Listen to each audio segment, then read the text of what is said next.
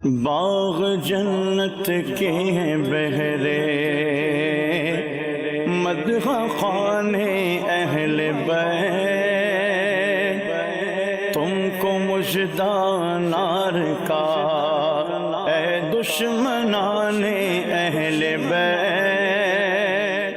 الحمدللہ رب العالمین والصلاة والسلام علی سید المرسلین، اما بعد فاعوذ باللہ من الشیطان الرجیم، بسم اللہ الرحمن الرحیم۔ الصلاة والسلام علیک یا رسول اللہ وعلی آلک واصحابک یا حبیب اللہ، الصلاة والسلام علیک یا نبی اللہ وعلی آلک واصحابک یا نور اللہ۔ میٹھے میٹھے اسلامی بھائیوں اور مدنی چینل کے ناظرین، الحمدللہ عز و جل آج ایک ایسا سلسلہ لے کر آئے ہیں جس میں ہم سب کی معلومات میں بھی اضافہ ہونا ہے، اہل بیت کی محبت میں بھی اضافہ ہونا ہے۔ ہم نے بہت کچھ سیکھنا بھی ہے اور اس سے سبق بھی لینا ہے۔ یہ دو پروگرامز ہوں گے اور دو قسطوں پر مشتمل ہوں گے، جس کا نام ہے کربلا سے پہلے اور کربلا کے بعد۔ پہلے پروگرام میں ہم کربلا سے پہلے کے واقعات، کربلا کے دن کیا ہوا اس وقت تک جانیں گے، اور اگلے پروگرام میں کربلا کے بعد کیا ہوا۔ کربلا سے پہلے اہل بیت اطہار اور سبحان اللہ اہل بیت اطہار کے دو چمکتے ہوئے ستارے حسنین کریمین کے بارے میں جانیں گے۔ کربلا کا واقعہ کیوں ہوا، اس کے ریزنز کیا تھے، اور پھر وہاں جانے کے بعد جو معاملات ہوئے وہ کچھ آج ڈسکس کریں گے۔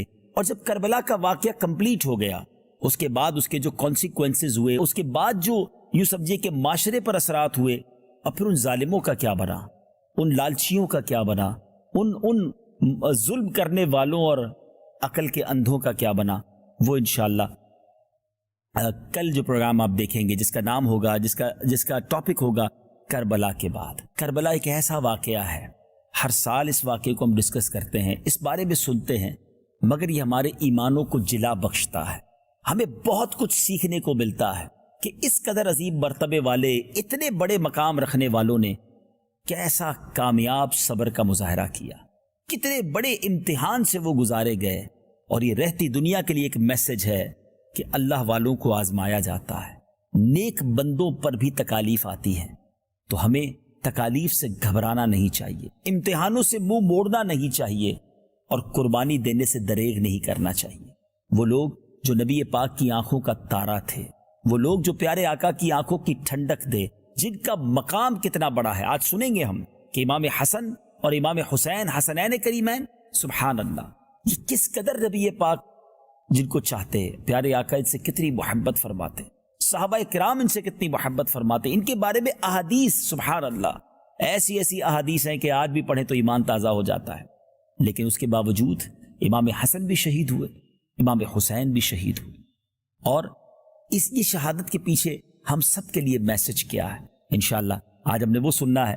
سب سے پہلے ہم امام حسن، امام حسین کے کچھ فضائل سنتے ہیں۔ سب سے پہلے ریئلائز ہو کہ جن کی بات ہونے جا رہی ہے ان کا سٹیٹس کیا تھا، ان کا مقام کیا تھا، ان کا مرتبہ کیا تھا، اور پھر یہ سمجھنا آسان ہوگا کہ اتنے بڑے مرتبے والوں کو اتنی بڑی آزمائش، اور پھر ان کی زبان پر صبر ہے، شکر ہے، اللہ کے فیصلوں پر یقین ہے۔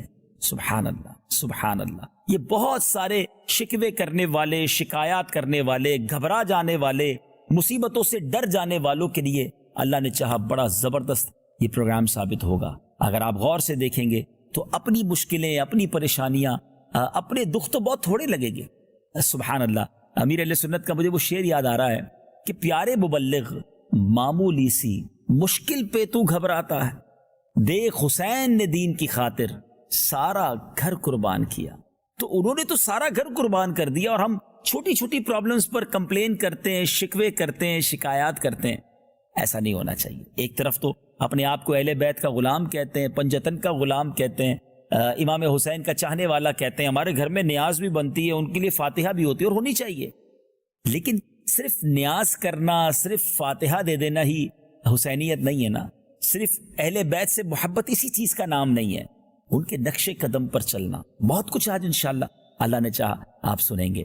سب سے پہلے فضائل حسنین کریمین سنتے، اور سبحان اللہ یہ تو گھرانہ ہی کمال کا ہے، کیا گھرانہ میرے حضور کا ہے، سبحان اللہ۔ سیدی اعلیٰ حضرت سے پوچھئے نا اس گھرانے کے بارے میں کیا کمال کی بات کہتے ہیں، فرماتے ہیں کیا بات رضا اس چمنستان کرم کی، کیا بات رضا اس چمنستان کرم کی، زہرا ہے کلی جس میں حسین اور حسن پھول۔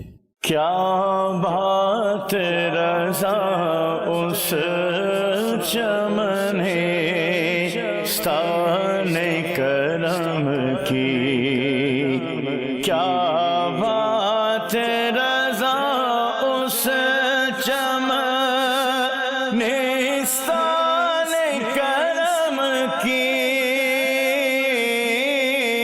صحرا ہے کلی جس میں حسین اور حسن پھول، زہرا ہے کلی جس میں حسین اور حسن پھول۔ سبحان اللہ سبحان اللہ۔ یہ حسین اور حسن پھول سیدی اعلیٰ حضرت نے ایسے نہیں کہا، یہ بخاری شریف کی حدیث ہے۔ حضرت ابن عمر رضی اللہ تعالیٰ عنہ سے مروی ہے کہ نبی پاک علیہ الصلوۃ والسلام نے ارشاد فرمایا، حسن حسین رضی اللہ تعالی عنہما دنیا میں میرے دو پھول ہیں۔ سبحان اللہ۔ ترمذی کی حدیث میں ہے، نبی پاک علیہ الصلوۃ والسلام نے فرمایا، حسن اور حسین رضی اللہ تعالی عنہما جنتی نوجوانوں کے سردار ہیں، یہ جنتی جوانوں کے سردار، نبی پاک جنہیں اپنا پھول فرمائیں۔ سبحان اللہ۔ ابن سعد نے عبداللہ ابن زبیر رضی اللہ تعالی عنہ سے روایت کی کہ پیارے آقا علیہ الصلوۃ والسلام کے اہل بیت میں پیارے آقا علیہ الصلوۃ والسلام کے ساتھ سب سے زیادہ مشابہ اور نبی پاک کو سب سے پیارے امام حسن رضی اللہ تعالیٰ عنہ تھے۔ وہ کہتے ہیں میں نے دیکھا کہ پیارے آقا علیہ الصلوۃ والسلام سجدے میں ہوتے اور یہ والا شان صاحبزادے آپ علیہ الصلوۃ والسلام کی گردن مبارک یا پشت مبارک پر بیٹھ جاتے، تو جب تک یہ اتر نہ جاتے پیارے آقا علیہ الصلوۃ والسلام اپنا سر مبارک نہ اٹھاتے۔ میں نے دیکھا کہ نبی پاک علیہ الصلوۃ والسلام رکوع میں ہوتے تو ان کے لیے اپنے قدمین کو اتنا کشادہ کر دیتے کہ یہ اس کے درمیان سے نکل جاتے۔ سبحان اللہ۔ پیارے آقا سے چہرے میں مشابہ، نبی پاک کی شکل مبارک سے، جس کو آپ کہیے کہ نبی پاک کے ہم شکل کے جو قریب تھے، حضرت امام حسن رضی اللہ تعالیٰ۔ بڑی کمال کی بات ہے، یہ دونوں شہزادے جو تھے نا، ان کی ایک اور شان بیان کروں کہ امام حسن جو ہیں سر سے لے کر سینے تک پیارے آقا سے مشابہ تھے، اور امام حسین سینے سے لے کر قدم مبارک تک مشابہ تھے۔ سبحان اللہ سبحان اللہ۔ یعنی صحابہ کرام کو جب نبی پاک علیہ الصلوۃ والسلام کا دیدار کرنا ہوتا تھا تو ان دونوں شہزادوں کو اکٹھا کر لیتے تو تصویر مصطفیٰ سامنے آ جایا کرتی۔ اور کمال کی بات یہ ہے کہ سیدی اعلیٰ حضرت نے اس خوبصورت مشابہت کو کس پیارے انداز میں لکھا، ایک سینے تک مشابہ، ایک وہاں سے پاؤں تک، حسن سبتین ان کے جاموں میں ہے نیما نور کا، صاف شکل پاک ہے دونوں کے ملنے سے عیاں، خطے تو ام میں لکھا ہے یہ دو ورقہ نور کا۔ تھوڑے مشکل الفاظ ہیں، پہلے آپ کو سمجھا دیتا ہوں، پھر انشاءاللہ طرز میں سنیں گے تو اور ایمان تازہ ہو جائے گا۔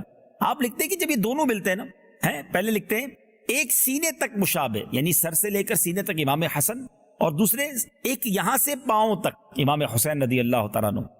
وفا فرماتے ہیں ایک سینے تک مشابہ، ایک وہاں سے پاؤں تک، حسن سبتین ان کے جاموں میں ہے نیما نور کا۔ سبتین کہتے ہیں حسنین کریمین کو، کہ ان دونوں کے ملنے سے نور کا جامہ نبی پاک علیہ الصلوۃ والسلام کا سراپا سامنے آ جاتا ہے۔ پھر آگے فرماتے ہیں، اور یہ بڑی پیاری بات کی، فرماتے ہیں کہ صاف شکل پاک ہے دونوں کے ملنے سے آیا، جب دونوں ملتے ہیں تو پورا سراپا مصطفیٰ صلی اللہ تعالی علیہ وسلم سامنے آ جاتا ہے۔ لیکن کیا شاندار مثال دی ہے، فرماتے خطے تو ام میں لکھا ہے۔ خطے تو ام یہ کیا ہے؟ یہ ایسی ٹرمینالوجی ہے، ایک ایسی اصطلاح ہے جو جنگ کے دنوں میں فوجی اس طرح کے خط بھیجا کرتے تھے کہ پہلے کے زمانے میں ظاہر ہے یہ ٹیلی گرام اور فیکس اور واٹس ایپ وغیرہ تو نہیں تھا، کسی قاصد کے ذریعے خط بھیجا جاتا، تو پہلے آدھا خط بھیجا جاتا تاکہ اگر راستے میں کوئی پکڑ لے اور وہ خط چھین لے تو پتہ نہ چلے کہ پلان کیا ہے، پوری اسٹریٹجی سامنے ڈکلیئر نہ ہو جائے، تو وہ آدھا خط بھیجتے، جب وہ آدھا مل جاتا پھر آدھا بھیجتے، تو جب دونوں کو ملایا جاتا تو بات پوری سمجھ آتی تھی۔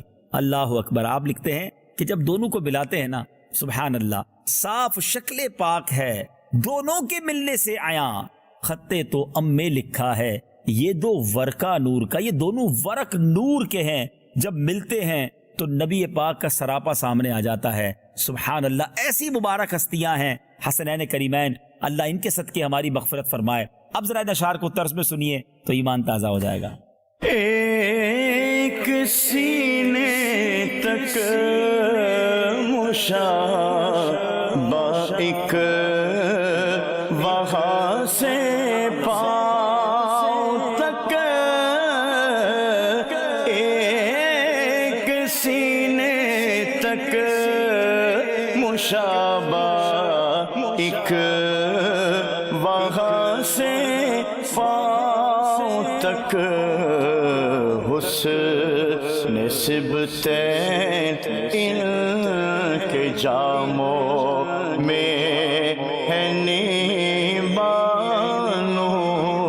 رکا، حسن صبتین ان کے جاموں میں ہے نیبانو رکا، صاف شکل پاک ہے دونوں کے ملنے سے، صاف شکل پاک ہے دونوں کے ملنے سے، خط تو میں لکھا ہے یہ دو ورقہ نور کا، خط تو میں لکھا ہے یہ دو ورقہ نور کا۔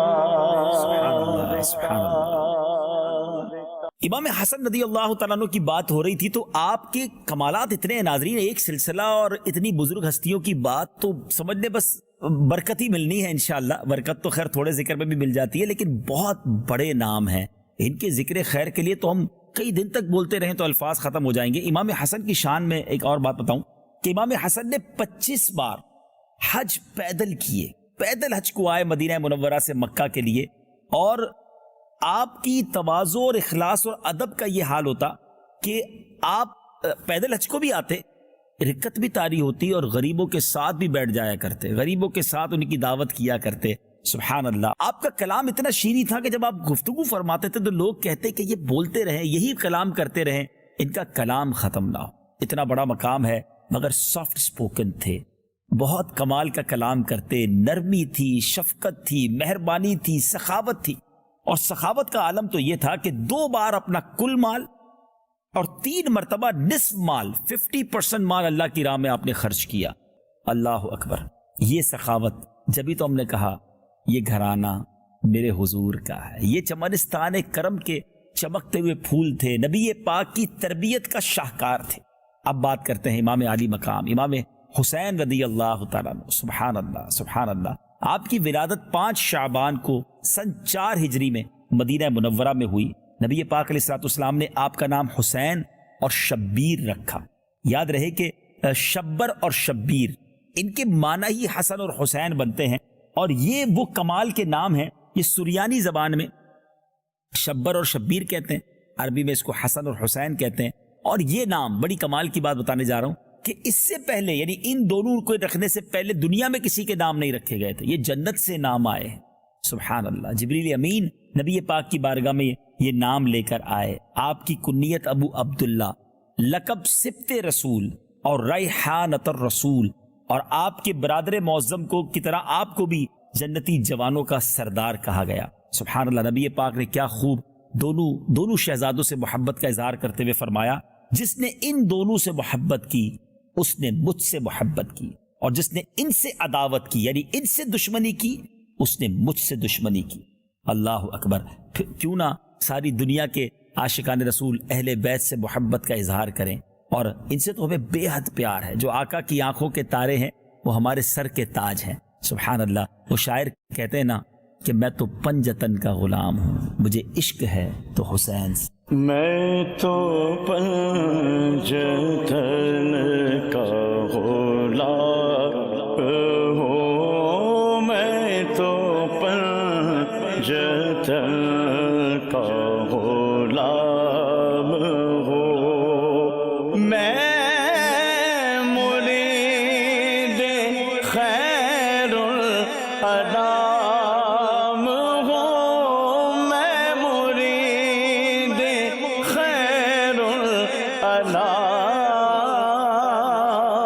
ہوں، میں تو پنجتن کا غلام ہوں، میں تو پنجتن کا غلام ہوں، مجھے عشق ہے تو خدا سے ہے،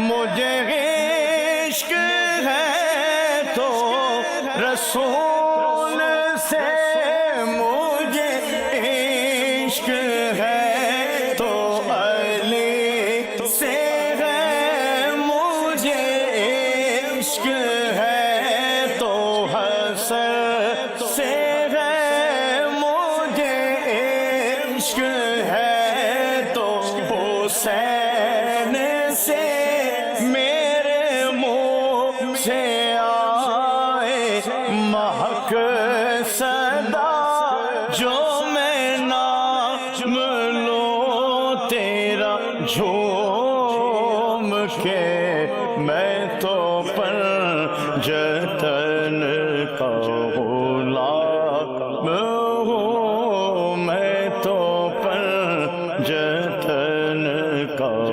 غلام ہوں۔ اللہ اکبر، مرتبہ کیسا ہے! ایک بار نبی پاک نے فرمایا یہ دونوں عرش کی تلواریں ہیں۔ ناظرین ذرا سوچئے کس کی زبان سے ہم بات سن رہے ہیں۔ نبی پاک کی حدیثیں، پیارے آقا کے یہ فرامین حسنین کریمین کی عظمت اور بلندی کا پتہ دے رہی۔ امام حسین کے بارے میں نبی پاک فرماتے ہیں الحسین منی و انا من الحسین، حسین مجھ سے ہیں اور میں حسین سے ہوں۔ سبحان اللہ، سبحان اللہ۔ اور کس قدر پیار تھا کہ ایک بار نبی پاک علیہ الصلوۃ والسلام کے داہنے زانو پر امام حسین اور بائیں پر پیارے آقا علیہ الصلوۃ والسلام کے اپنے صاحبزادے حضرت ابراہیم رضی اللہ تعالیٰ عنہ موجود تھے۔ حضرت جبرائیل نے حاضر ہو کر عرض کی کہ حضور ان دونوں کو اللہ عز و جل آپ کے پاس نہ رکھے گا، آپ ایک کو اختیار فرما لیں۔ چوائس دی گئی۔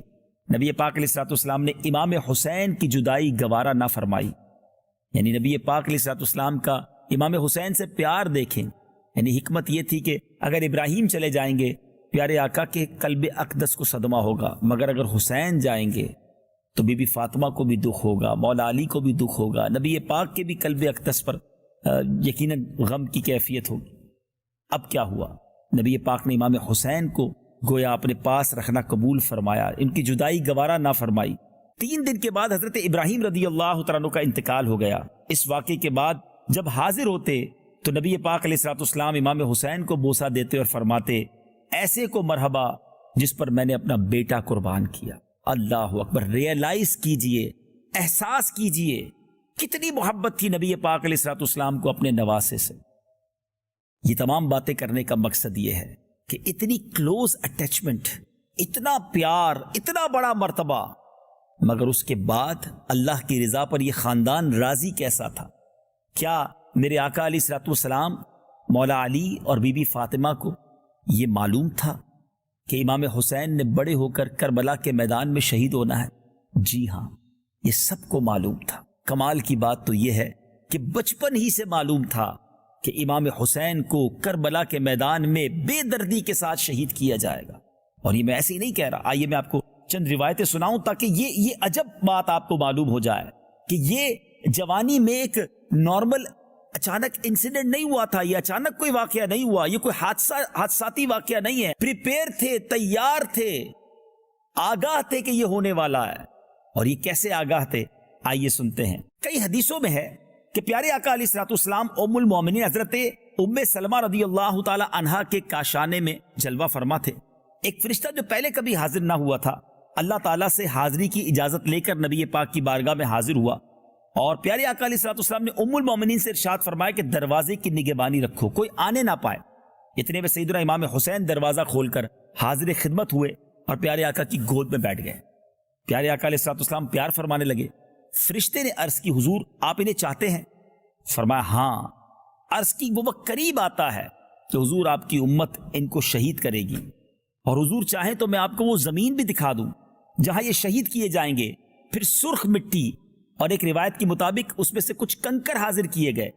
پیارے آقا نے اس مٹی کو یا ان کنکروں کو سونگ کر فرمایا ریح کرب و بلا، یعنی بے چینی اور بلا کی بو آتی ہے. پھر ام المومنین حضرت ام سلمہ رضی اللہ تعالی عنہ کو وہ مٹی عطا ہوئی اور ارشاد ہوا جب یہ خون ہو جائے تو جاننا کہ حسین شہید ہو گئے ہیں. انہوں نے وہ مٹی جو ہے ایک شیشی میں رکھ چھوڑی. ام المومنین فرماتی ہے کہ جس دن یہ مٹی خون ہو جائے گی وہ کیسی سختی کا دن ہوگا. اللہ اکبر. گود میں امام حسین ہیں اور میرے آقا کو معلوم ہے، بتا دیا گیا ہے کہ یہ شہید بھی ہوں گے، اور کربلا کی مٹی بھی دکھا دی گئی. صرف پیارے آقا کو نہیں، مولا علی کو بھی پتا تھا. امیر المومنین حضرت مولا علی کرم اللہ تعالی وجہ الکریم کو صفین کی طرف جاتے ہوئے زمین کربلا کے قریب سے جب گزرے تو آپ نے پوچھا اس جگہ کا نام کیا ہے؟ تو لوگوں نے بتایا کربلا. آپ رونے لگے. مولا علی کرم اللہ تعالی وجہ الکریم اتنا روئے کہ زمین آنسوؤں سے تر ہو گئی. پھر فرمایا میں نبی پاک علیہ الصلوۃ والسلام کی خدمت میں حاضر ہوا، حضور کو روتا پایا. میں نے سبب دریافت کیا کہ حضور آپ کیوں آنسو بہا رہے ہیں؟ میرے آقا نے فرمایا ابھی جبرائیل کہہ گئے ہیں کہ میرا بیٹا حسین فرات کے کنارے کربلا میں قتل کیا جائے گا.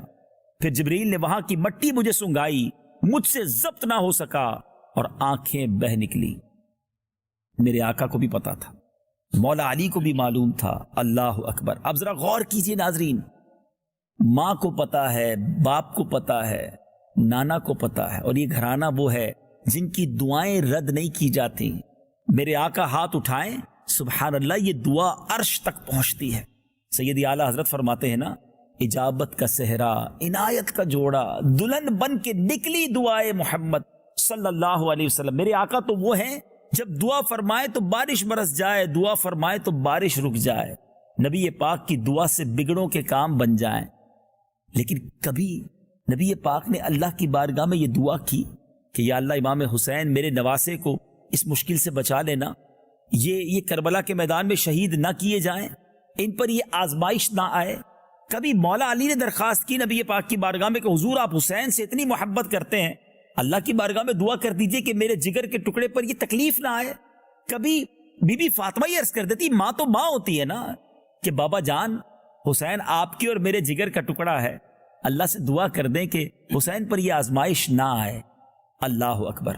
یہ غور کیجئے، یہ کیسا گھرانہ تھا کہ جو اپنے بچے کو پال پوس کر جوان کر رہا ہے اس امتحان کے لیے جو ہونے والا ہے، جس کے بارے میں انہیں معلوم ہے. یہ زبردست پیغام ہے. کربلا سے پہلے یہ سیکھنا ہے مجھے اور آپ کو کہ یہ کیا درس مل رہا ہے کہ امتحان کا معلوم ہے مگر امتحان سے منہ نہیں موڑا جا رہا. رب کی رضا پر راضی ہیں، مشکل ہے اللہ کی طرف سے ہے، لبیک. مگر آج ہم کیا کرتے ہیں؟ مشکل آ جائے، جس رب نے بہت ساری آسانیاں دی ہیں وہ ساری آسانیاں، ساری مہربانیاں بھول کر شکوے ہیں، شکایات ہیں، کمپلین ہے. آج کسی سے طبیعت پوچھ لو تو پھر بعد میں احساس ہوتا ہے نہیں پوچھتے تو اچھا تھا. اس کے بعد جو اس کے شکوے شروع ہوتے ہیں، نہیں جناب بڑا حالت خراب ہے، طبیعت بھی خراب ہے، کاروبار بھی ٹھیک نہیں ہے، گھر میں بھی بڑی ٹینشن ہے، پریشانیاں ہی پریشانیاں ہیں. بندہ سوچے کہ اس کو اللہ نے کوئی نعمت نہیں دی جو صرف شکوے کر رہا. ایسا نہ کرے. ہر حال میں ناظرین اللہ کا شکر ادا کرے، اور شکر ادا کرنے والوں کو رب اور عطا فرماتا ہے. زباں پر شکوے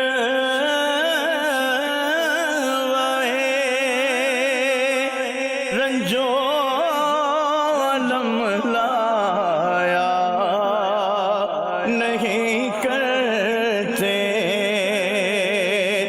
زباں پہ شکوے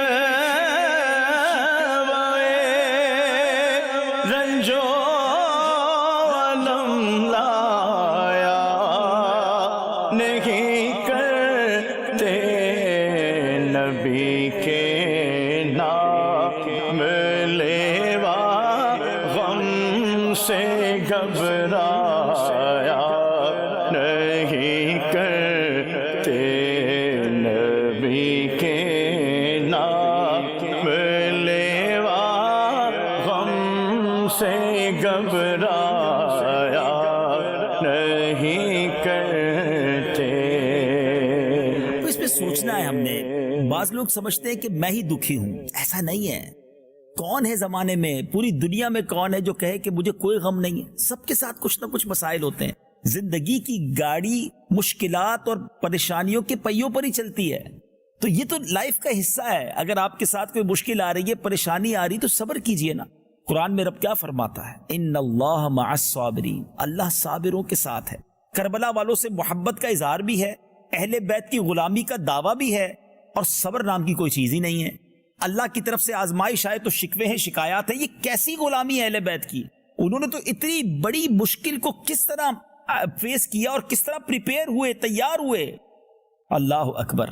حالانکہ قرآن میں بہت پہلے قرآن مجید میں یہ اعلان موجود ہے، وَلَنَبْلُوَنَّكُمْ بِشَيْءٍ مِّنَ الْخَوْفِ وَالْجُوعِ وَنَقْصٍ مِّنَ الْأَمْوَالِ وَالْأَنفُسِ وَالثَّمَرَاتِ. یعنی قرآن کہہ رہا ہے من قریب تمہیں آزمائیں گے. کن چیزوں سے؟ بھوک سے، مالوں کی کمی سے، پھلوں کی کمی سے، جانوں میں پرابلم آئے گی، بیماریاں آئیں گی. یہ آنا ہے، زندگی کا حصہ ہے. کبھی کے دن بڑے ہوتے ہیں ناظرین، کبھی کی راتیں بڑی ہوتی ہیں، کبھی سکھ کے دن ہوتے ہیں، کبھی آزمائش بھی آ جاتی ہے. مگر جو اللہ کے نیک بندے ہوتے ہیں وہ ہر حال میں اللہ کا شکر ادا کرتے ہیں، صبر کرتے ہیں. پھر آگے کیا قرآن فرماتا ہے؟ وَبَشِّرِ الصَّابِرِينَ. جو صبر کرنے والے ہیں ان کے لیے خوشخبری ہے. وہ کون لوگ ہیں جب ان پر مصیبت آتی ہے؟ الذین اذا اصابتہم مصیبہ قالوا انا للہ وانا الیہ راجعون. جب ان پر مصیبت آتی ہے تو وہ کہتے ہیں ہم اللہ ہی کا مال ہے، اللہ ہی کی طرف لوٹ جانا ہے. اللہ کرے کہ ہم قرآن کے اس میسج کو سمجھیں. زندگی بغیر مشکل کے نہیں گزرے گی. پریپیئر ہو جائیں، تیار ہو جائیں. آج اگر آپ بالکل صحت مند ہیں، ساری زندگی کوئی صحت مند نہیں رہتا. کبھی کبھی بیماری آ جاتی ہے، کوئی بات نہیں. کبھی کاروبار بڑا اچھا جا رہا ہے، کبھی ڈاؤن فال آ جاتا ہے، کبھی گھر میں پرابلم ہو جاتی ہے، کبھی جان میں پرابلم ہو جاتی ہے. تو کوئی بات نہیں، یہ زندگی کا حصہ ہے. اور یہی بعض اوقات ہمارا ایگزام لیا جاتا ہے کہ بندہ صبر کر رہا ہے یا ناشکری کر رہا ہے، بے صبری کر رہا ہے، شکوے کر رہا ہے. یہی تو امتحان ہے. جو اس میں کامیاب ہوتا ہے پھر اس کے درجے بلند ہوتے ہیں، پھر اللہ اسے اور عطا فرماتا ہے. سبحان اللہ. یہ امام حسین کی سیرت، کربلا والوں کا انداز، یہ زبردست میسج ساری امت کو دیتا ہے کہ صبر کیجئے، آزمائش کے لیے تیار رہیے. اور پھر سبحان اللہ انہوں نے جو قربانی دی ہے، میں اور آپ تو ان کے قدموں کی دھول کے برابر نہیں ہے نا. اتنا بڑا مرتبہ، یعنی نبی پاک جن کو اپنے کاندھوں پر سواری کروائیں. سبحان اللہ. امام حسین کی سیرت کا ایک اور پہلو بتاؤں. یہ وہ ہستی ہیں جنہوں نے زندگی میں پہلی خوراک، ہم کہتے ہیں نا بچہ پیدا ہو تو گٹی دی جاتی ہے، اور اچھی بات ہے کسی بزرگ کے ذریعے گٹی دلوائی جائے، کسی نیک آدمی کی گٹی کہتے ہیں ان کے منہ سے لگا کر، چاہے وہ کھجور ہو یا شہد، اور پھر چھوٹے بچے کو لگایا جائے. امام حسین وہ ہیں کہ جن کی گٹی میں نبی پاک علیہ الصلوۃ والسلام نے اپنی مبارک زبان دی تھی. پہلی چیز جو امام حسین کے جسم اقدس میں گئی ہے، پیارے آقا کا لعاب دہن ہے. پہلی آواز جو امام حسین نے سنی ہے، نبی پاک نے کان میں اذان دی ہے. رسول اللہ نے اللہ کا نام سنایا امام حسین کو. نبی پاک اذان دے رہے اور کیا فرما رہے ہوں گے؟ کیا اذان دی ہوگی؟ اللہ اکبر، اللہ اکبر. کیا ہستی ہے امام حسین. اور اب مدینہ چھٹتا ہے. جس کی پیدائشی مدینے میں ہوئی ہو وہ مدینہ چھٹ رہا ہے ان سے. آپ مدینہ چھوڑ کر پہلے مکہ پاک گئے. مدینے سے کیوں نکلے؟ مدینے سے کتنی محبت ہوگی. نانا جان کا مزار وہاں ہے. آج ایک عاشق رسول جب مدینہ چھوڑتا ہے، مدینے جانے کے لیے روتا ہے پہلے، اور جب وہاں سے نکلتا ہے تو کہتے نا شاعر، ایسا لگا کہ روح بدن سے نکل گئی. مدینہ چھوڑنا ہے. طیبہ سے لوٹنا کسی عاشق سے پوچھئے، طیبہ سے لوٹنا کسی عاشق سے پوچھئے، ایسا لگا کہ روح بدن سے نکل گئی. طیبہ سے لوٹنا کسی عاشق سے پوچھئے، طیبہ سے لوٹنا کسی عاشق سے پوچھئے، ایسا لگے کہ روح بدن سے نکل گئی، ایسا لگے کہ روح بدن سے نکل گئی. ناظرین، 55 साल की उम्र है, 55 years से कुछ महीने ज्यादा इमाम हुसैन मदीना छोड़ रहे हैं। आहो फुगा है, नाना जान के दरबार में इल्तिजाएं हैं कि हुजूर ये कैफियत हो गई है। मदीने शरीफ में यजीदियों का ऐसा जोर था कि इमाम हुसैन ने बेहतर जाना कि अपने अहले खाना के साथ मक्के आ जाएं। अब कूफा की तरफ से इमाम हुसैन को अर्जियां पेश की जा रही है, लेटर लिखे जा रहे हैं कि हुजूर यहां भी यजीद और उनके टोले का एक जुल्म व जफा का बाजार गर्म है और हम उसकी बैत नहीं करना चाहते, हम आपकी बैत करना चाहते हैं। आप हमारे पास आ जाएं और हम आपके हाथ पर बैत करना चाहते हैं, आप आकर हमारी रहनुमाई कीजिए। अब मक्का पाक आ गए, रगों में मौला अली का खून था, शेर खुदा का खून था, बहादुर नस्ल थी। ये कोई आम लोग न थे, मालूम भी था, पता भी था कि करबला में ये वही इलाका है जहां शहीद किया जाएगा। सहाबा इकराम ने बहुत रोका इमाम हुसैन को कि कूफा वालों की बेवफाई बड़ी मशहूर है, आप वहां ना जाएं, वहां आपके साथ जुल्म किया जाएगा। मगर इमाम हुसैन, सुभान अल्लाह, आपका ये जहन था दीन मतीन फैलाने का कि कल बरोज़े क़यामत अगर कूफा के लोग अल्लाह की बारगाह में खड़े हो गए कि हम तो इमाम को लेटर लिखकर, खतूत लिखकर बुलाते रहे, मगर इमाम आते तो हम उनके हाथ पर बेअत कर लेते। सुभान अल्लाह। इमाम हुसैन ने अब इस सिचुएशन को जानने के लिए हजरत मुस्लिम बिन अकील को रवाना किया कि आप जाएं और बताएं कि कूफा में क्या हालात हैं। हजरत मुस्लिम बिन अकील कूफा पहुंचे और वहां लोग जौक दर जौक बड़ी तादाद में आपके हाथ पर बैत करने लगे। आपने देखा मामला बड़ा जबरदस्त है और एवरीबडी इज रेडी। यहां तो लोग इमाम हुसैन के नगमे गुनगुना रहे हैं और उनकी बैत करने के लिए बेताब हैं। तो हजरत मुस्लिम बिन अकील ने इमाम हुसैन को खत लिख दिया कि हुजूर आप आ जाएं। अब पहले के जमाने में ये फोन और फैक्स और SMS तो थे नहीं कि मिनटों में जवाब, सवाल जाए और मिनटों में जवाब आ जाए। खत बाकायदा भेजा जाता था। इधर जो खत लिखा गया, खत लेकर कासिद जो है वो मदीने की तरफ, मक्के की तरफ रवाना होता है और पीछे हजरत मुस्लिम बिन अकील के ऊपर जुल्म व सितम की आंधियां बहाई जाती है। इब्ने ज़ियाद की तरफ से यजीद के ऑर्डर पर बताया जाता है कि बड़ा जबरदस्त जुल्म हुआ और हजरत मुस्लिम बिन अकील को इस तरह कैद किया गया कि वो सारे लोग जो आपके आगे पीछे घूम रहे थे और आपके हाथ पर बैत कर चुके थे। एक मौके पर तो ऐसा भी हुआ नाजरीन कि हजरत मुस्लिम बिन अकील ने सैकड़ों लोगों की नमाज शुरू की और जब आखिर में सलाम फेरा तो पीछे एक भी मुक्तदी नहीं था। कूफा की जामा मस्जिद में एक इमाम है मगर पीछे सारी सफ़े गायब है। कूफा वालों ने ऐसी बेवफाई की कि आप तन्हा रह गए, आपको भी शहीद कर दिया गया, आपके बच्चों को भी शहीद कर दिया गया। हजरत मुस्लिम बिन अकील की आखिरी वक्त भी यही फिक्र थी, अपनी फिक्र ना थी, आपको ये फिक्र थी कि मैं इमाम हुसैन को खत लिख चुका हूं, मेरे साथ ये हाल कर रहे हैं तो इमाम आली मकाम के साथ क्या करेंगे। मगर आप इसी हसरत में दुनिया से चले गए। अब नाजरीन 2 ज़ुल्हिज्जा, आप जरा सोचिए कि ज़ुल्हिज्जा की 2 तारीख या 3 तारीख या पहला अशरा ये वो होता है कि पूरी दुनिया से लोग हज करने आते हैं। मगर इमाम हुसैन इन दिनों में मक्का छोड़कर कूफा के लिए रवाना होते हैं। सहाबा इकराम ने बहुत अर्ज की कि हुजूर आप ना जाइए, आप कूफा वालों के पास ना जाइए, वो बेवफा हैं और वहां आपका तलवारों से इस्तकबाल होगा। मगर वो कहते हैं ना कि होता वही है जो मंजूर खुदा होता है। चूंकि ये वाकया होना था, इमाम हुसैन कूफा वालों की हमदर्दी में अपने वतन से निकले और याद रहे ये लड़ाई के लिए नहीं गए थे।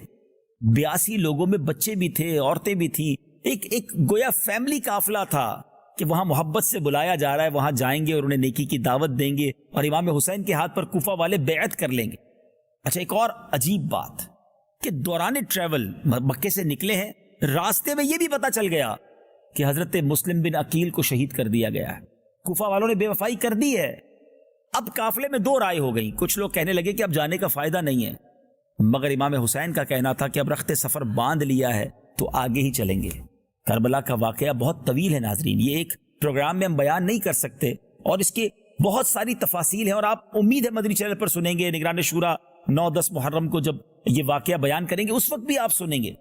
लेकिन मैं चाहता यह हूं कि करबला से पहले के जो वाकयात हैं और करबला के दिन के वाकयात से हमें सबक क्या लेना है, हम उन चीजों को कवर करने की कोशिश कर रहे हैं। अब वहां जब पहुंचते हैं तो हुर 1000 की फौज लेकर आपको इंटरसेप्ट करने के लिए, आपको रोकने के लिए आता है और उस वक्त वो यजीद की फौज में होते हैं। मगर इमाम हुसैन से भी मोहब्बत है, इमाम हुसैन से अकीदत भी है। जब वहां नमाज का वक्त होता था तो इमाम हुसैन ही इमामत करते थे और हुर और उसके साथी इमाम हुसैन के पीछे नमाज पढ़ते थे। مگر جب ابن زیاد کو یہ پتا چلا تو اب 22,000 کا لشکر بھیج دیا گیا۔ ناظرین، یہ تاریخ کی کیسی لڑائی تھی کہ 82 فیملی ممبرز ہیں جن میں بچے اور عورتیں بھی ہیں جو لڑائی کے لیے نہیں آئے ہیں، اور ان کے مقابلے کے لیے 22,000 کا لشکر۔ یعنی گویا یزیدی بھی جانتے تھے کہ یہ علی کا خون ہے، یہ شیر خدا کی اولاد ہیں، یہ چند لوگوں سے کنٹرول نہیں ہو سکیں گے۔ 22,000 کا لشکر بھیجا گیا، پانی بند کیا گیا، بھوکا پیاسا کر دیا گیا، بچوں کو تکلیف میں ڈال دیا گیا، اور پھر اسی تکلیف، اسی پیاس، اسی جس کو آپ کہیں بھوک کے عالم میں 10 محرم کا دن آ گیا۔ سن 61 ہجری ہے، اور 10 محرم کو اس آسمان نے، اس زمین نے یہ منظر کیسے دیکھا ہوگا کہ جن کو نبی پاک سونگھا کرتے تھے، جن کو اپنی زبان دیا کرتے اور نبی پاک کے لعاب کو وہ اپنی غذا بنایا کرتے تھے، ان شہزادوں کو، ان اہل بیت اطہار کو بڑی بے دردی کے ساتھ کربلا کے میدان میں شہید کر دیا گیا۔ ایک ایک کر کے نوجوانان اہل بیت شہید ہوتے گئے، مگر سب کی زبانوں پر کلمہ طیبہ تو تھا، سب کی زبانوں پر اللہ کی رضا کے نغمے تو تھے، شکوے نہیں تھے، شکایات نہیں تھی۔ سب جانتے تھے کہ آج شہید ہو رہے ہیں، اور اگلا جو ہمارا مقام ہے وہ جنت الفردوس ہے، وہاں پر ہمارے استقبال کی گویا تیاریاں ہو رہی۔ اللہ کے وعدوں پر انہیں یقین تھا۔ ایک ایک کر کے شہید ہو گئے، اور پھر امام حسین کی باری آئی، اور امام حسین نے کربلا کی دھرتی پر، کربلا کے میدان میں جو ایک تاریخی خطبہ دیا، اس کے میں چند الفاظ آپ کو سناتا ہوں۔ مگر وہ کہتے ہیں نا کہ لالچ اندھا کر دیتی ہے۔ وہاں یزیدیوں کو جو لالچ دی گئی تھی کہ اگر یہ امام حسین کو معاذ اللہ شہید کر دیں گے یا اس لشکر کو ہرا دیں گے تو انہیں فلاں ملک کی سربراہی، فلاں شہر کی گورنری اور اتنے ہیرے جواہرات دیے جائیں گے۔ مال کے لالچ میں، اقتدار کے لالچ میں کلمہ پڑھنے والا مسلمان بھی کیسا اندھا ہو سکتا ہے؟ ذرا سوچئے۔ وہ بھی نماز پڑھتے تھے، وہ بھی اذان دیتے تھے، وہ بھی اللہ کا نام لیتے تھے۔ اس سے یہ سیکھنے کو ملا کہ صرف نماز پڑھنا، صرف اللہ کا نام لینا کافی نہیں ہے۔ ایمان کی اصل کیا ہے؟ اللہ کے حبیب سے کتنی محبت ہے، اور نبی پاک کی آل اور ان سے اٹیچ چیزوں سے آپ کو کتنی محبت ہے۔ تو یہاں یہ بات ثابت ہوتی ہے کہ آج بھی اگر کوئی کلمہ پڑھتا ہے یا بعض اوقات ایک بہت بڑا لشکر اس کے ساتھ ہے تو ضروری نہیں وہ حق پر ہو۔ 22,000 کے سامنے 82 اللہ والے تھے، 22,000 والے بھی 22,000 بھی نماز پڑھتے تھے، مگر یہاں 82 کی جو جماعت تھی نا، یہ ایمان والے تھے، یہ اللہ کے پسندیدہ بندے تھے۔ اچھا، حضرت حور کا جو وہ واپس آنا تھا، سبحان اللہ، یعنی وہ ان کا ڈیسیشن کیا تھا کہ وہ یزیدیوں کے ساتھ تھے، مگر ان کا دل ایسا لرز رہا تھا کہ یہ ہم کیا کرنے جا رہے ہیں، اور سبحان اللہ وہ نعرہ لگاتے ہوئے حضرت امام حسین کے قدموں میں آئے اور پھر ان کی طرف سے لڑتے ہوئے شہید ہو گئے۔ جبھی تو شاعر کہتے ہیں کہ بعض اوقات انسان ایک ایسا ڈیسیشن لے لیتا ہے، فیصلہ کر لیتا ہے کہ مجھے جہنم کے راستے سے نکل کر جنت کے راستے پر جانا ہے۔ زندگی میں ہمارے بھی ایسے موقع آتے ہیں، دل کہہ رہا ہوتا ہے میں غلط کر رہا ہوں، دل بتا رہا ہوتا ہے کہ یہ رانگ وے ہے، مگر انسان لالچ میں آ کر، نفس و شیطان کی شرارتوں میں آ کر اپنے اس کام کو گویا بھول جاتا ہے کہ میں کیا غلطی کر رہا ہوں، اور اسی پر ڈٹا رہتا ہے۔ اچھے لوگ وہ ہیں، عقل مند وہ ہیں، نصیب والے وہ ہیں جو فیصلہ کرتے ہیں کہ نہیں، مجھے جہنم کے راستے پر نہیں، اللہ کی نافرمانی کے راستے پر نہیں، مجھے اللہ کے فرما برداروں والے راستے پر چل کر جنت میں جانا ہے۔ وہ کہتے تھے حضرت حر نے کیا کیا تھا؟ یہ نعرہ حر کا تھا جس وقت فوج شام سے نکلا کہ دیکھو یوں نکلتے ہیں جہنم سے خدا والے۔ یہ نعرہ حر کا تھا جس وقت فوج شام سے نکلا، یہ نعرہ حر کا تھا جس وقت فوج شام سے نکلا، کہ دیکھو یوں نکلتے ہیں جہنم سے خدا والے، کہ دیکھو یوں نکلتے ہیں جہنم سے خدا والے۔ ہزاروں میں 72 تن تھے تسلیم و رضا والے، حقیقت میں خدا ان کا تھا اور یہ تھے خدا والے۔ امام حسین نے 10 محرم الحرام کو کربلا کے میدان میں کیا خطبہ دیا؟ کئی دنوں سے بھوکے ہیں، پیاسے ہیں، نکاہت کا عالم ہے، آپ کے سامنے آپ کے گھر والے شہید ہوئے ہوئے، تکلیف کا عالم دیکھیں، مگر وہاں بھی اتمام حجت ہے، وہاں بھی نیکی کی دعوت ہے، وہاں بھی لوگوں کو گناہوں سے بچانا ہے۔ اللہ اکبر، یہ کیسا جذبہ تھا! امام عالی مقام فرماتے ہیں خون ناحق حرام اور غضب الہی کا موجب ہے، یعنی غضب الہی لانے والا ہے۔ میں تمہیں آگاہ کرتا ہوں کہ تم اس گناہ میں مبتلا نہ ہو۔ میں نے کسی کو قتل نہیں کیا ہے، کسی کا گھر نہیں جلایا، کسی پر حملہ آور نہیں ہوا۔ اگر تم اپنے شہر میں میرا آنا نہیں چاہتے ہو تو مجھے واپس جانے دو۔ میں تم سے کسی چیز کا طلبگار نہیں، تمہارے در پہ آزار نہیں۔ تم کیوں میری جان کے در پہ ہو، اور تم کس طرح میرے خون کے الزام سے بری ہو سکتے ہو؟ روز محشر تمہارے پاس میرے خون کا کیا جواب ہوگا؟ اپنا انجام سوچو، اپنی عاقبت پر نظر ڈالو، پھر یہ بھی سمجھو کہ میں کون ہوں۔ میں بارگاہ رسالت کا، نبی پاک کے دربار کا چشم نظر ہوں، نور نظر ہوں۔ میرے والد کون ہیں؟ میں بارگاہ رسالت میں کس چشم کرم کا منظور نظر ہوں؟ سوچو تو صحیح، میرے والد کون ہیں؟ میری والدہ کس کی لخت جگر ہیں؟ میں انہی بطول زہرا کا نور دیدہ ہوں جن کے پل صراط پر گزرتے وقت عرش سے ندا دی جائے گی کہ اے اہل محشر اپنی آنکھوں کو جھکا دو، اپنے سر کو جھکاؤ، کہ خاتون جنت پل صراط سے 70,000 حوروں کو رکاب سعادت میں لے کر گزرنے والی ہیں۔ میں وہی ہوں جس کی محبت کو نبی پاک علیہ الصلوۃ والسلام نے اپنی محبت فرمایا ہے۔ میرے فضائل تمہیں خوب معلوم ہیں، میرے حق میں جو احادیث وارد ہوئی ہیں تم ان سے بے خبر نہیں ہو۔ اب ذرا غور کیجئے، ایسا خطبہ ہو، ایمان والوں کی تو دل لرز جائے نا۔ آج بھی جب امیجن کرتے ہیں، تصور کرتے ہیں کہ چاروں طرف تلوار لیے لوگ کھڑے ہوں گے اور نبی پاک کا یہ نواسہ اکیلا ان کے درمیان کھڑے ہو کر جب یہ خطبہ دے رہا ہوگا، اگر دل میں ذرا سا ایمان ہوتا، ذرا سی محبت رسول ہوتی، ذرا سا جس کو آپ کہیے کہ اللہ کا خوف ہوتا، تو کیسے لڑائی لڑتے؟ یہ تلواریں گر جاتی، لوگ ادب سے ہاتھ جوڑ کر آ جاتے۔ مگر جواب کیا دیا گیا ان ظالموں کی طرف سے؟ ہمیں تمہارے فضائل معلوم ہیں، مگر اس وقت مسئلہ زیر بحث نہیں ہے، یہ مسئلہ زیر بحث نہیں ہے۔ آپ جنگ کے لیے کسی کو میدان میں بھیجیے اور اپنی گفتگو ختم فرمائیے۔ حضرت امام نے پھر فرمایا، میں تمام حجتیں ختم کرنا چاہتا ہوں تاکہ اس جنگ کو دفع کرنے کی تدابیر میں میری طرف سے کوئی تدبیر نہ رہ جائے، اور جب تم مجبور کرتے ہو تو مجبوری اور ناچاری میں مجھ کو تلوار اٹھانا ہی پڑے گی۔ اور اس کے بعد کیا ہوا؟ اس کے بعد ناظرین زبردست گھمسان کا رن ہوا۔ نبی پاک کی آل کے ان شہزادوں نے جب تلوار اٹھائی تو اچھے اچھے سورما کو زمین بوس کر دیا، خاک و خون میں نہلا دیا، مگر اس کے بعد خود زخموں سے چور ہو کر شہید ہوتے چلے گئے۔ اس کے بعد جب امام عالی مقام کی شہادت کا وقت آیا تو آپ نے عین شہادت کے وقت بھی سجدہ کیا، 2 رکعت نفل ادا کی۔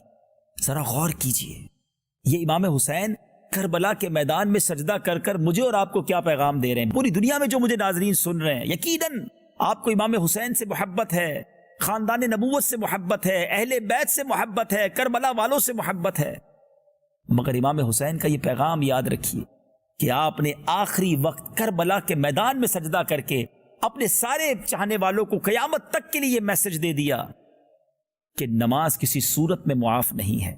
تلواروں کے سائے میں امام حسین نے سجدہ کر کے پیغام دیا کہ میں تو ایسی کیفیت میں بھی اللہ کو سجدہ کر رہا ہوں اور تم آسانی کے دنوں میں بھی نماز نہیں پڑھتے۔ مجھے بتائیے نا، کیا پنجتن کے غلام کی نماز قضا ہو سکتی ہے؟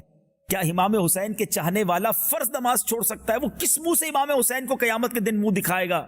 جب امام حسین نے یہ پوچھ لیا کہ میں کربلا کے میدان میں سجدے میں تھا، جس وقت سر قلم کیا گیا آپ کا اس وقت بھی آپ سجدے میں ہیں، اور اہل بیت کے چاہنے والے کی نمازیں قضا ہو جائیں۔ خدارا، اے حسینیت سے محبت کرنے والو، حسینیت کا پیغام لینے والو، امام حسین کے چاہنے والو، حسینیت ہی یہی ہے کہ نماز قضا نہ ہو، صبر ہو، شکر ہو، اللہ کے فیصلوں پر یقین اور اس کو تسلیم کیا جائے، اور جب باطل کے سامنے موقع ملے تو ڈٹ جانا چاہیے۔ کمپرومائز کرنا یہ حسینیت نہیں ہے، یہ امام حسین کا اور کربلا کا پیغام نہیں ہے۔ آج لوگ کہتے ہیں جناب کیا کریں، مارکیٹ میں جو چلتا ہے وہ کرنا پڑتا ہے، ہمارے خاندان میں یہ ریت رواج ہے، چلنا پڑے گا، بچے کی شادی ہے تو کیا کرے، خوشی میں کرنا پڑتا ہے، بچے کی خوشی کے لیے میں یہ غلط کام کر رہا ہوں۔ کوئی بیرون ملک ایسے ملک میں چلے جائیں کہ جہاں غلط کام ہو رہے تو کہتے ہیں اس ملک کا ماحول ہی ایسا کرنا پڑے گا۔ امام حسین بھی کہہ دیتے کہ یزید کا دور ہے تو کرنا پڑے گا، کمپرومائز کر لیتے، نہیں، سر کٹا دیا، خاندان لٹا دیا، مگر نانا کے دین کے پرچم کو بلند کر دیا۔ شاعر کہتے ہیں نا، قتل حسین اصل میں مرگ یزید ہے، اسلام زندہ ہوتا ہے ہر کربلا کے بعد۔ آپ نے یہ قربانی دی ہم سب کے لیے تھی کہ کل کو یہ نہ کہے کہ جناب جب نواسہ نبی بھی کمپرومائز کر سکتے ہیں تو پھر ہم تو گناہگار لوگ ہیں، ہم بھی کمپرومائز کر لیں۔ ارے اتنا بڑا مرتبہ ہونے کے باوجود آپ نے کمپرومائز نہیں کیا، آپ نے سر نہیں جھکایا باطل کے آگے۔ اور آج ہم چھوٹی چھوٹی باتوں پر کمپرومائز کر لیتے ہیں، اپنا دین بیچ دیتے ہیں، اپنے نبی کی محبت کو بیچ دیتے ہیں، اپنے مذہب اور اسلامی تعلیمات کو بھول جاتے ہیں۔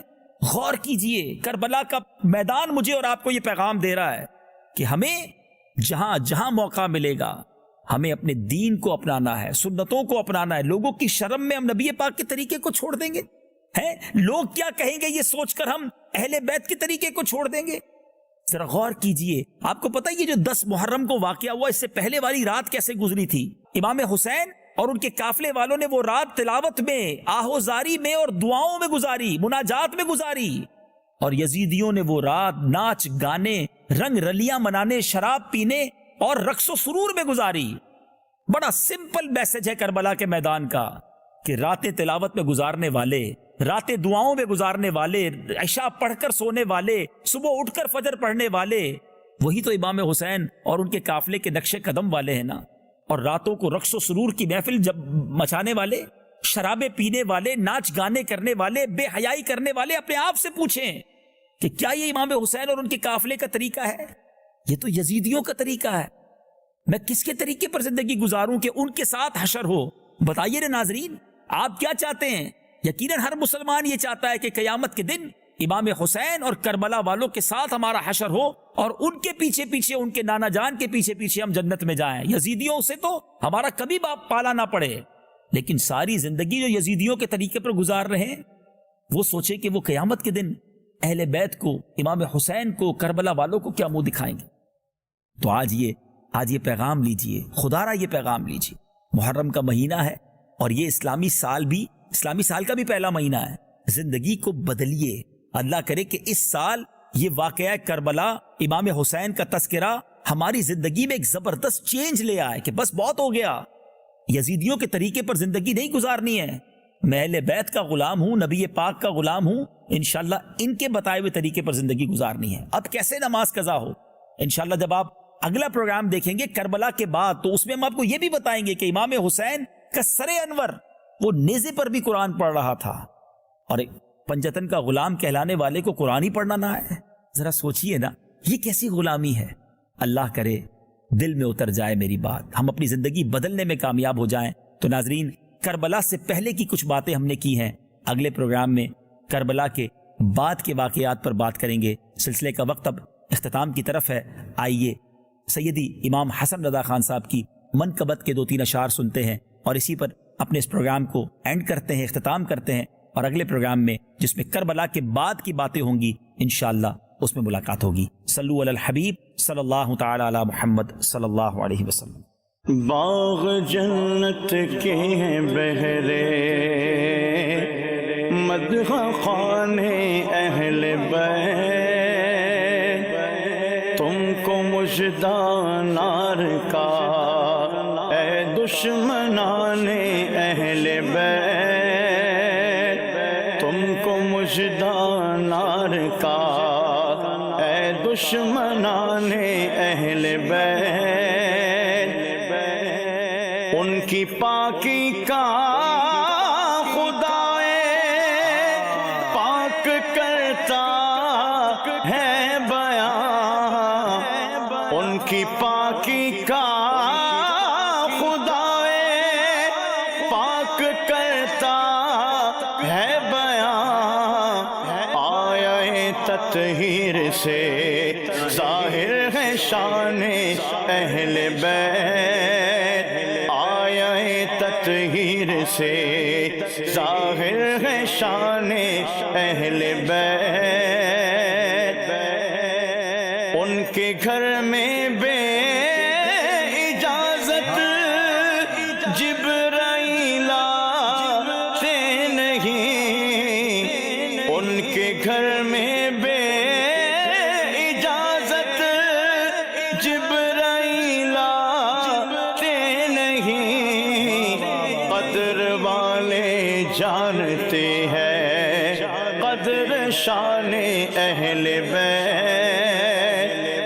بدر والے جانتے ہیں قدر و شان اہل بیت، رزم کا میدان بنا ہے جلوہ گاہ حسن و عشق، رزم کا میدان بنا ہے جلوہ گاہ حسن و عشق، کربلا میں ہو رہا ہے امتحان اہل بیت، کربلا میں ہو رہا ہے امتحان اہل بیت، گھر لوٹانا جان دینا کوئی تجھ سے سیکھ جائے، گھر لوٹانا